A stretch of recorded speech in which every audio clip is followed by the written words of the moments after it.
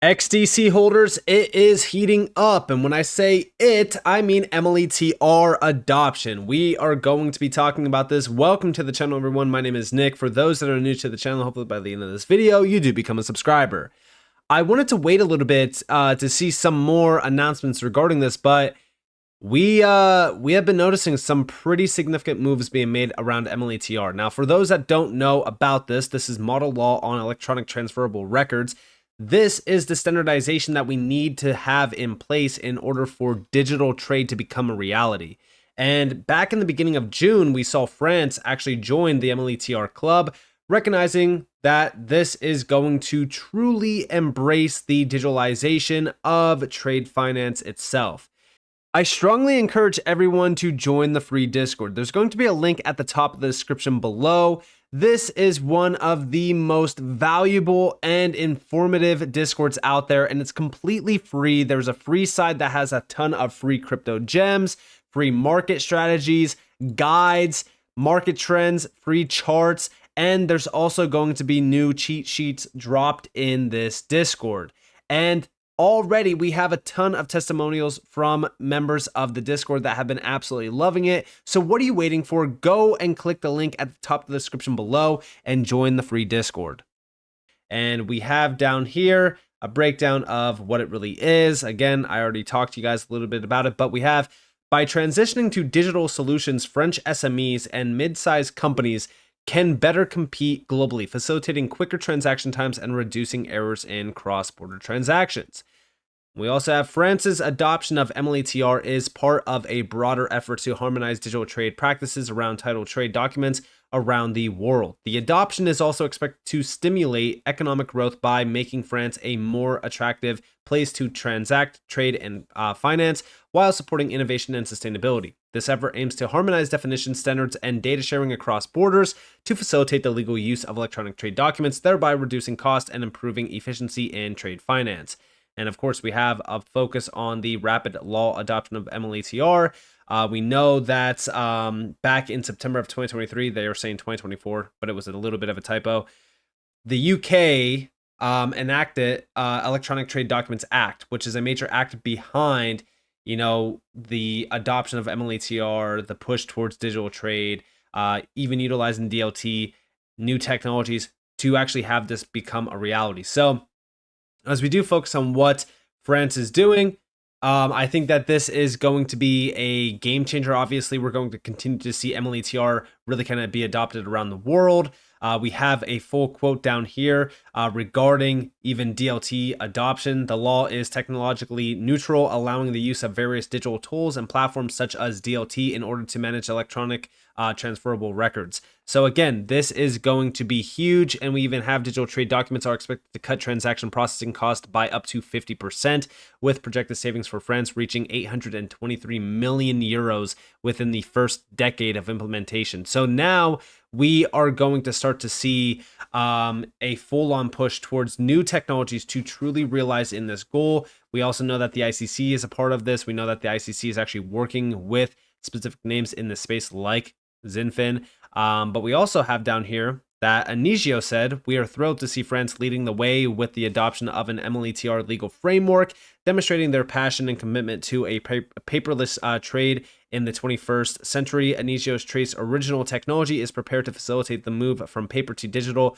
for all parties involved in a trade flow, and we are eager to play a role in this transformation with our reliable and interoperable solution for freely transferable electronic documents and data." And yeah, I mean, as we really look at what's going on, from here on out, we are going to continue to see big movements happening around digital trade. I said it many times on this channel. If you hold XDC, remember the major digitalization movement is going to happen in ripe for disruption markets and industries like trade finance. This is going to be the first major area that sees full-on digitalization. Now, we also have a quote down here from Andre Kasserman, and he is saying basically members of the ITFA FinTech Committee have engaged with Paris Europlace's MLETR working group since Q2 of 2022 to demonstrate technology readiness and use cases. Our key message has been around the opportunities offered by the e-bill of exchange and e-promissory notes. Our next priority is to help French banks embrace the new legal and technology options to develop their own product strategy and extend the benefits to their clients. Now, outside of all of this, right, I want to go over here to Andre Kasserman's post 3 weeks ago regarding France joining MLETR. This is indeed the next priority for members of the ITFA's DNI initiative to help French banks embrace the new legal and technology options to develop their own product strategy and extend their benefits to their clients. As we focus on the DNI, as we focus on the ITFA, we know that XDC is a big part of this. Also, if you guys didn't know already, Andre Kasserman is a major player behind XDC. In fact, he is a senior advisor on market engagement for 4 years and 2 months now. But also beyond that, if we actually look at his background, he is a part of Trade Tech as well for 6 years and 3 months. He's a non-executive director. Outside of that, he's also working with Anigio as a non-executive director for 5 years and 2 months. And outside of that, the ITFA, 6 years, 10 months, board member and chair of the FinTech committee. And he also spent a lot of time with Euroclear, the ICC, and even Swift. At Swift, he was there for 24 years, 3 months.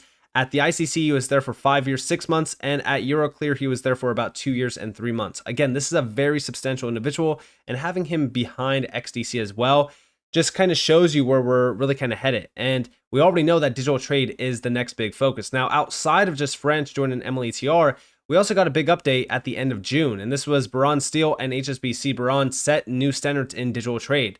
And this is around the innovative use of an electronic bill of lading. This is the digital age of, trade becoming a reality. This initiative marks a significant move away from traditional paper processes, aiming to reduce direct costs, boost growth, and increase transaction security. And we even have a quote from HSBC. HSBC is committed to advancing digital solutions for corporations to optimize their treasury operations and working capital cycle. We also have down here driving the future of trade. This is where MLETR becomes a focus. Bahrain is the first country to enact the Model Law of Electronic Transferable Records, MLETR, developed by the United Nations Commission on International Trade Law, providing a strong legislative framework for digital transactions. We also have the electronic bill of lading and e-presentation are key components to the digital supply chain ecosystem. We are bringing a new level of agility and transparency to our operations. Again, as we really look at what's going on here, digital trade is heating up in a very large way. And I think everyone needs to focus on this right now, because this is one of those key areas that already has the standards in place, allowing digital trade to officially begin. And by the way, from Trade Finance Global, there's a ton of great documents and breakdowns from them, really kind of addressing this move towards a more digital trade finance market. And one of the big things that I really want to address here, right, is the commoditization of trade finance. Guess what? We have here, and this got posted on July 3rd, exploring the evolution of trade finance in the fourth industrial revolution. What have I been warning everyone about? We are moving towards the fourth industrial revolution, and trade finance is a key market within this. But commoditization of trade finance is focused on tokenization of it. The only constant is change. Indeed, humanity has been evolving throughout history, accelerating the speed of advancements and innovations at an exponential rate. Humanity has created and lived through 3 major industrial revolutions, and we are now at the beginning of the 4th one. Technology has brought AI and the Internet of Things, digital transformation, human-machine interaction, connectivity, and advanced engineering capabilities. All these technological disruptions lead to increasing labor productivity. Efficiencies scale up many aspects of the economy and communication while improving day-to-day life.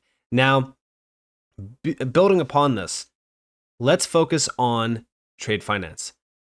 Public markets, a strong appetite for higher yield and investor diversification requirements bring a lot of capital to deploy into private debt opportunities. Trade finance is a subcategory of private debt and has been attracting significant investor attention globally in the last couple of years due to supply chain concerns, consequent pivot, supplier diversification, and higher interest rates. The global trade finance market was valued at $9.3 trillion in 2022, while the trade finance gap has grown to $2.5 trillion according to the recent findings by the Asian Development Bank. Now, we also have down here international trade finance in the small to mid-size enterprises, which XDC is targeting. Market in the US and abroad currently still provide higher yielding opportunities to investors, but this is likely to change in the long term. There are several factors driving the increasing efficiency that will eventually lead to full commoditization of the trade finance and SME lending strategy. Number one is technology. Here's where they focus on the technological layers, API infrastructure specifically. We have generative AI, DLT, Internet of Things, quantum computing, all focused on here. And we have embedded finance, information flow. When we think about what's going on here, the entire way that we look at these markets, these industries, everything is changing. All of this technology is about to be implemented globally once the standards and regulations are in place. And the reason why I say trade finance is going to be one of the first ones is because they already have the standards and regulatory requirements in place. For an example, down here, here's the regulatory and initiatives. MLETR, which is getting adopted at a rapid pace. Then you also have the Electronic Trade Documents Act, which just came into law in 2023. And the most important type is the Electronic Bill of Lading. For example, 9 ocean carriers committed to 100% adoption of an Electronic Bill of Lading by 2030. Down here, we also have electronic invoicing, e-voicing, legal entity identifier. Like, these are already in place. We already have a lot of the standards and a lot of the regulatory, movements behind the scenes in place with trade finance. And also over here, June 28th, new report forecasts $30.1 trillion tokenization market by 2034. And within this, they actually give us a breakdown that, guess what? With trade finance assets poised to rank among the top 3 tokenized assets worldwide, accounting for 16% of the total $30.1 trillion worth of tokenized assets. So trade finance is going to be one of the biggest pieces of the pie. Global trade is expected to reach $32.6 trillion by 2030. This is an industry that so many people are overlooking at a time where everyone should be focused on this. We have here that we see the next 3 years as a critical junction for tokenization, with trade finance assets coming to the fore as a new asset class. To unlock this trillion-dollar opportunity, industry-wide collaboration among all stakeholders, for investors and financial institutions to governments and regulators, is critical.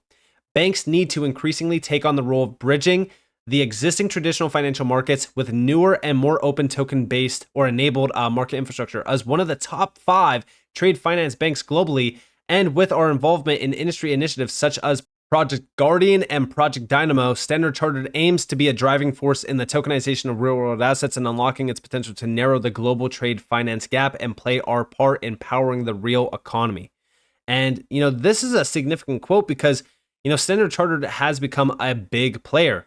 And there's, of course, a few other quotes here that I could play on. But as we think about what's going on here, trade finance is so overlooked. I truly believe that this is going to be one of the biggest industries out there, and it's also setting the pace for XDC to become an absolute giant as well. When we look at how big XDC has become in the trade finance space over the last couple of years, it is insane. But so many people are overlooking it at a time where we're now starting to see MLETR adoption heating up in a large way. Outside of this, we see the emphasis on the technology. We see the big banks. We see the big players moving towards digital trade processes. They want to move away from paper-based processes. They want to realize in this new technology. And we're going to see this. We're going to see tokenization and AI and DLT hit this industry so fast because this is a paper-based industry. They're heavily reliant on paper-based processes.